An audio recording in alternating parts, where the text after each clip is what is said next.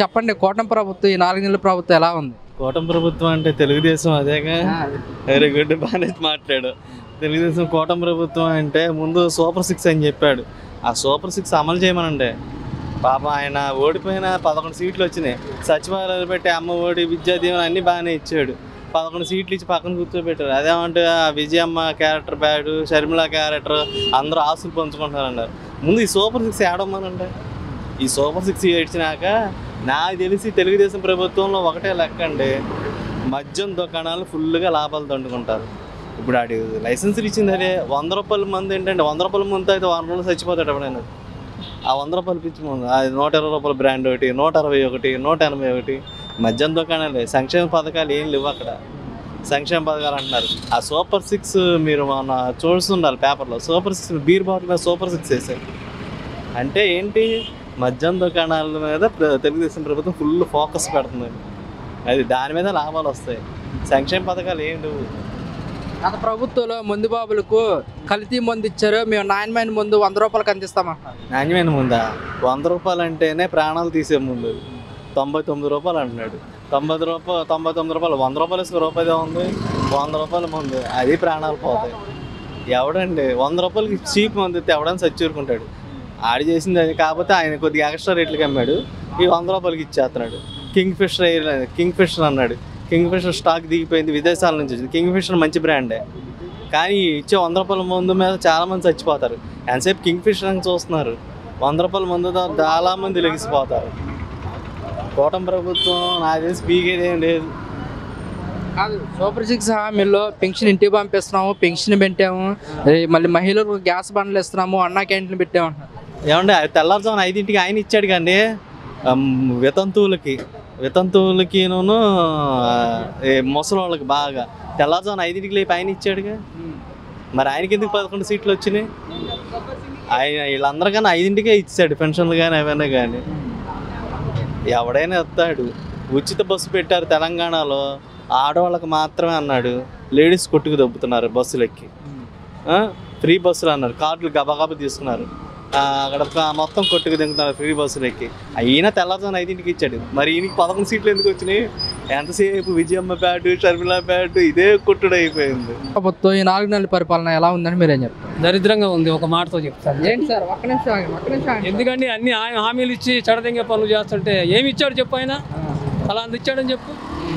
Pension ఇంటికి పంపిస్తున్నాము, అన్నా క్యాంటీన్ ఇచ్చిన మాటలు ఇప్పుడు అన్నా క్యాంటీన్ పెట్టాడు. ఎవరు తింటున్నాడు అక్కడ చెప్పు? 5 రూపాయలకే నాణ్యమైన భోజనం అందిస్తున్నాం. ఎక్కడ? అన్నా క్యాంటీన్. చూస్తే ఒకసారి మీరు తింటే తెలుస్తుందా బాగా తింటే? చెప్పుకుంటూ సరిపోద్దా? మళ్ళీ సూపర్ 6 హామీలో భాగంగా మహిళలకు ఉచిత పెన్షన్ ఇస్తున్నాడు. జగన్ ఇవ్వలేదు, ఇంటికి వచ్చి ఆడ పెట్టిందే భిక్ష వీళ్ళందరికీ. లేకపోతే వాడు వచ్చి ఎక్కడో తీసుకోమని చెప్తాడు. వచ్చి ఎవడిచ్చాడు? ఆడిచ్చాడా ఇంటింటికి తీసుకొచ్చి? గత ప్రభుత్వంలో కాదండి, ఒక్క నిమిషం. గత ప్రభుత్వంలో వాలంటీర్స్ ఉండేవాళ్ళు. ఇప్పుడు తీసాడు. దేనికి తీసాడు? వాళ్ళు మనుషులు కదా, వాళ్ళ బతకొద్దా? తుఫాన్ డబ్బులు వచ్చిన ఎవరికైనా పంచాడు సరిగాడు? ఎవడు చెప్పుకుంటున్నాడు చెప్పు గొప్పగా వాడి గురించి? వచ్చిన 400 కోట్లు కూడా వరద బాధితులకే వేసామంటున్నారు కదా. ఎవడేసాడు? వేసాడు మాటలు చెప్పడమే, పనులు జరగాలి అక్కడ. ఏ విధంగా అంటే కొంచెం వస్తున్నాయి పథకాల విషయంలో. మహిళలకు గ్యాస్ బండ్లు చెప్పారు కదా, అందుతున్నాయా? వచ్చినాయి, వాళ్ళ నుంచి సామాన్లు వస్తున్నారు కదా. ఎలా అనిపిస్తుంది బండ్లు ఇవ్వటం? ఇది ఇంకా అవుతుంది వాళ్ళే కదా ప్రాసెస్. అది పెన్షన్ల పనితీరు కానివ్వండి, కొద్దిగా ఎప్పుడే అవుతాయి, నిదానంగా ఉంది. కానీ కొంచెం వరకు ఎప్పటి వరకు పర్లేదు. ఈ రోజు సంగతి పోతారు ఆటో వాళ్ళు. మరి మీకు ఇబ్బందే కదా. మరి ఇబ్బంది మరి మేము సర్వీస్ చేసే వాళ్ళకి ఇబ్బంది బాగా. వాళ్ళ లోపలికి వస్తారు, ఇక ఏమి రాకుండా అయిపోయింది. ఉన్న వాళ్ళకి పొజిషన్ ఇప్పటికీ బాగోలేదు. ఒకటప్పుడు భయంకరంగా తిరుగుతున్నాయి, దాని కంట్రోల్ లేదు. అది ఈ ప్రభుత్వంలో కేసులు రాస్తున్నారు అంటున్నాను. రాస్తున్నారు మరి, కాగితాలు పోటీలు లేకపోతే రాస్తారుగా. ఏ ప్రభుత్వం రాస్తారు. అది ఇప్పుడు లైసెన్స్ లేకుండా బళ్ళు తిరుగుతాము, తాగి తోలుతాము, వనమేళ వెళ్తే రాస్తారు కేసులు. కొంతమంది డ్రైవర్లు అంటే గత ప్రభుత్వంలో కేసులు రాయలేదు, పట్టించుకోలేదు, బాగుంది. పోయించాలి, అంత లేదు, ఎవరు పట్టించుకోలేదు. ఇప్పుడు కేసు రాస్తున్నారంటే కాకి చక్కలేకపోయినా రాత్రి ఎదురు మంచి కూర్చున్నా రాస్తారు. తప్పు మనం చేస్తుంటే రాయకుండా ఎలా ఉంటుంది? ఎవరి మనకి ఇప్పుడు నో పార్కింగ్లో బండి పెట్టేసేసి ఆడతారు మరి. గత ప్రభుత్వంలో ఆటో డ్రైవర్లకి సంవత్సరానికి 10,000 ఇస్తారు, మరి ఈ ప్రభుత్వంలో ఏముంది ఏం లేదుగా. అది మరి ఎలా మరి మీకు ఇబ్బందే కదా? ఇబ్బంది అంటే ఇబ్బంది మరి. వేసారు గెలిపించారుగా, అది అనుభవించాలి. గత ప్రభుత్వంలో ఆటో డ్రైవర్లకి ఇచ్చిన 10,000 ఎలా ఉపయోగపడాయి మీకు? ఇన్సూరెన్స్ కట్టుకోవడానికి కానీ దేనికి ఉపయోగపడి కాగితాలు పోలీసులో పెట్టుకోవడానికి. ఇప్పుడు ఇన్సూరెన్స్ కట్టాలంటే 7,000 8,000 అయితే ఫిట్నెస్ చేయించుకుంటే 10,000 సరిపోయి చక్కగా. ఇప్పుడు ఎత్తుక్కోవాలి. అది రూరల్గా ఎలా ఉందంటారు పరిపాలన? కొందరు బాగుండేది, కొందరు బాగోదు. అది మీకు ఎలా అనిపిస్తుంది? నాకు మామూలుగానే అనిపిస్తుంది. అది పథకాల గురించి ఏమంటారు? సూపర్ 6 పథకాల గురించి. సూపర్ 6 అంటే సూపర్ 6 అంతే. ఇచ్చినప్పుడు సూపర్ 6, ఇవ్వనప్పుడు సూపర్ 6 కాదు. అది సింపుల్గా. మరి సూపర్ 6లో పెన్షన్ పెంచాము, పెన్షన్ ఇంటికి పంపిస్తున్నాము, మళ్ళీ గ్యాస్ బండ్లు కూడా ఇస్తున్నాం అంటున్నారు. ఎవరికి ఇస్తున్నారు గ్యాస్ బండ్లు? దీపం పథకం ఉన్న వాళ్ళకి అంటున్నారు గ్యాస్ బండ్లు, మిగతా వాళ్ళకి ఇవ్వాలిగా. మరి ఎన్నికల ప్రచారాల్లో ప్రతి ఇంటికి పంపిస్తామన్నారు కదా, ప్రతి మహిళకి పంపిస్తున్నారు బాగా. అది బాగా పంపిస్తున్నారు. మీరు బుక్ చేసుకున్నారా బండ?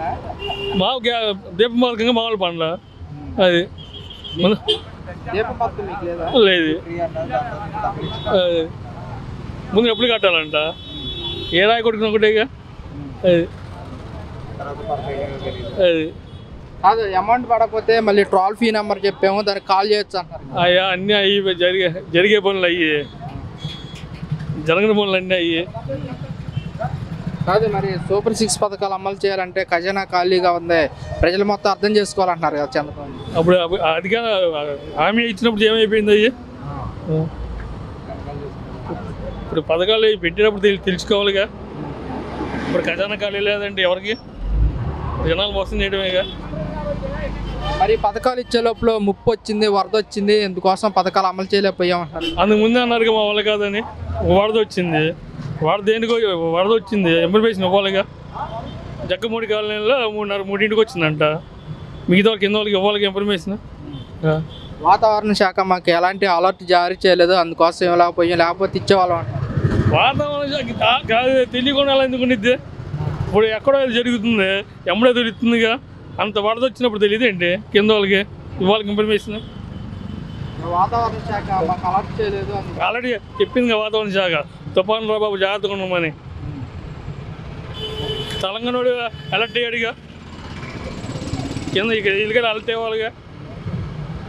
అంటే అధికారులకు తెలిసే మీకు ఇన్ఫర్మేషన్ ఇవ్వలేదు అంటారా? అది కూడా తెలిసే నేను ఇవ్వలేదు కింద వాళ్ళకి. మీది ఎక్కడ, మీ ఏరియా ఎక్కడ? పైపుల్ రోడ్ మునిగింది. అమౌంట్ వచ్చాయా? ఇంటికి వచ్చినా మా అబ్బాయి పనికి రాలేదు.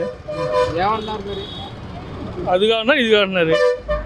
ఇక జెండాపై కవిరాజా. అది సింపుల్గా ఒక మాట. అది